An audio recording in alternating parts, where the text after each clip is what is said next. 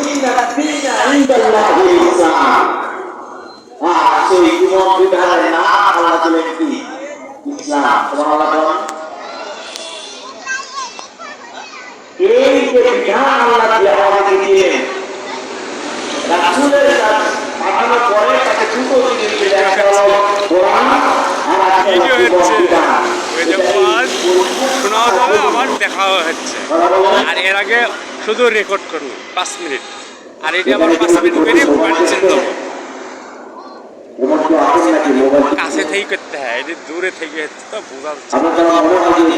সমস্ত বানালো এবং আমার কথা বোঝার কথা, আমি তো রাস্তায় মানুষ না করে আমার বলছি কথা না বোঝার কোনো কথা নাই। আপনার কথা বলে জবাব দেন নাকি? কষ্ট হচ্ছে কি? কষ্ট করতেন নাকি? মাস্টার নাম কি? আমার নাম মোহাম্মদ রাশেল উদ্দিন, বিচ্ছাদ বাড়িতে নাম। পড়ালেখা করেছে তো, রাশেল নাম পরে হয়েছে। বিচ্ছাদ রাশেল, ওই এলাকার মানুষ।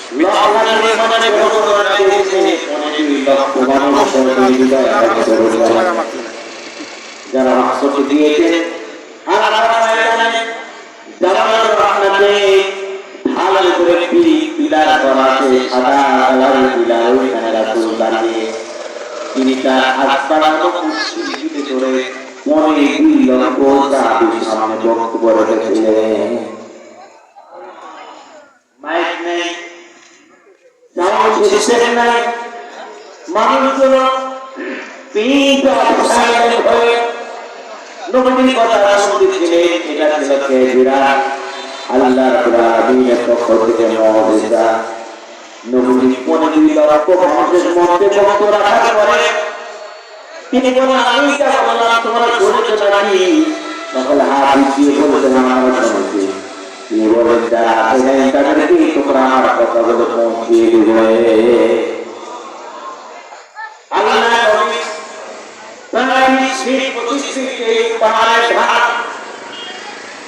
এই ঢালের তলে একটি ঢাল উঠে প্রায় 15-20 ফিট উঁচু। এরপরে উঠ হলো প্রায় 7-8 ফিট উঁচু। নবী উঠের উপরে উঠে বক্তব্য রাখছিলেন। এই সময় আল্লাহ তাআলা 2 লক্ষ মানুষকে সাক্ষী রেখে সূরা মায়েদার 3 নম্বর আয়াতের আয়াত অংশ নাযিল করলেন। আল-ইয়াওমা আকমালতু লাকুম দীনাকুম ওয়া আকমালতু আলাইকুম নি'মাতি ওয়া রাদিতু লাকুমুল ইসলামা দীনান।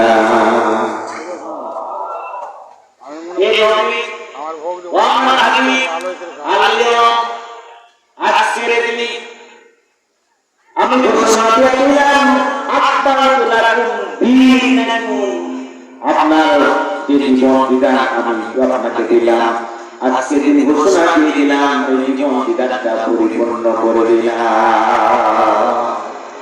আকমালতু মুকাম্মাল করে দিলাম। ও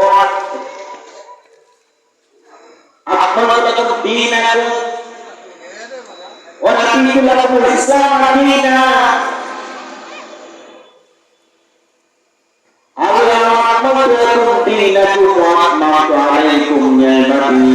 আমার নিয়ামতকে পরিপূর্ণ করে দিলাম। এখানে মুফাসসিররা বলেছেন নিয়ামত মানে হলো রাসূল ক্ষমতা। সুবহানাল্লাহ। আমি আপনার জন্য শুধু জীবন বিধানকে পরিপূর্ণ করে দিলাম না, একটি সুখী সমৃদ্ধ ভরপুর একটি সমাজ, একটি রাষ্ট্র আপনাকে আমি পরিপূর্ণ করে দিলাম। তাহলে আমাদের যে কোরআন আছে, এই কোরআন পরিপূর্ণ না অপূর্ণ? তিবিয়ানান লিকুল্লি শাই, আল্লাহ সব বলে দিয়েছেন কোরআনের ভিতরে। সুবহানাল্লাহ।